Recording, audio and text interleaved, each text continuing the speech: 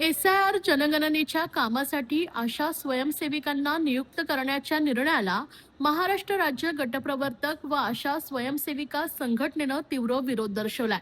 या संदर्भात संघटनेकडून ठाणे महापालिका मुख्यालयाबाहेर मोठ्या संख्येने आशा स्वयंसेविकांनी जोरदार आंदोलन केलंय. संघटनेच्या म्हणण्यानुसार आशा स्वयंसेविकांची नियुक्ती राष्ट्रीय आरोग्य अभियानाअंतर्गत करण्यात आली असून त्यांचं मानधन हे कामावर आधारित आहे. गर्भवती माता, स्तनदा माता, नवजात बालकांची देखभाल, लसीकरण, पल्स पोलिओ, आयुष्मान भारत योजना, विविध आरोग्य सर्वेक्षणे तसेच डेंग्यू, मलेरिया, टायफॉइड सारख्या साथीच्या आजारांवर नियंत्रण ठेवण्याची महत्त्वाची जबाबदारी त्यांच्यावर असते. आशा स्वयंसेविका या शासकीय किंवा निमशासकीय कर्मचारी नसून त्यांना योजनाबाह्य कामं देणे योग्य नाही. विशेषतः पावसाळ्यात आरोग्य सेवा अधिक महत्त्वाची असताना निवडणुकीचं अतिरिक्त काम दिल्यास आरोग्य सेवांवर परिणाम होण्याची शक्यता असल्याचा दावा करण्यात आलाय. तसेच आरोग्य सेवा आयुक्त आणि राष्ट्रीय आरोग्य अभियानाच्या 23 ऑगस्ट 2019च्या आदेशानुसार आशा स्वयंसेविकांना बीएलओ किंवा निवडणुकीची कामे देऊ नयेत असे स्पष्ट निर्देश असल्याचंही संघटनेचं म्हणणं आहे. आज या संदर्भात त्यांनी तीव्र आंदोलन छेडलंय. आशा स्वयंसेविकाची निवडणूक कामावरील नियुक्ती तत्काळ रद्द करण्यात यावी, अन्यथा येणाऱ्या 21 तारखेला ठाणे महानगरपालिकेवर आंदोलन करण्यात येईल असा इशारा देखील देण्यात आलाय.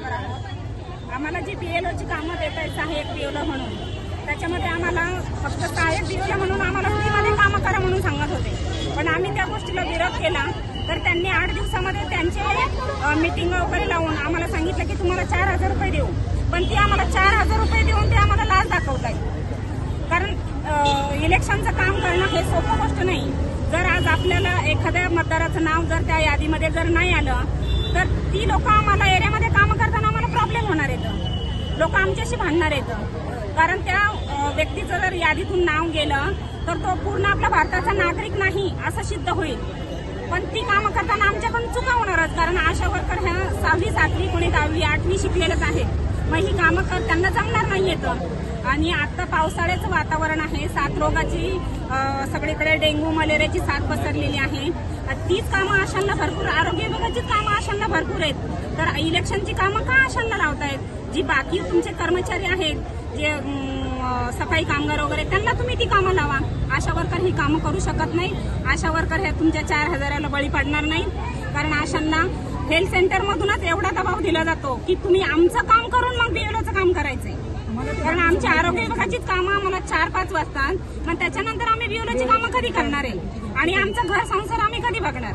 भारतीय निवडणूक आयोगाचे जे काही परिपत्रक आहेत त्या परिपत्रकानुसार शासनाचे शासकीय कर्मचारी, निमशासकीय कर्मचारी यांचीच बीएलओ म्हणून नियुक्ती केली जाऊ शकते. पण महानगरपालिकाच्या अधिकाऱ्यांनी नियम बाहेर जाऊन अतिआवश्यक सेवेसाठी स्वयंसेविका असा, ज्यांना महानगरपालिका कंत्राटी मानत नाही, शासकीय मानत नाही, निमशासकीय मानत नाही, अशा स्वयंसेविकांची बीएलओ, सहाय्यक बीएलओ म्हणून नियुक्ती केलेली आहे. तर ती कंत्राटी नाही आहे, शासकीय नाही आहे, निमशासकीय नाही आहे, तर त्याची सहाय्यक बीएलओ म्हणून नियुक्तीच ही बेकायदेशीर आहे.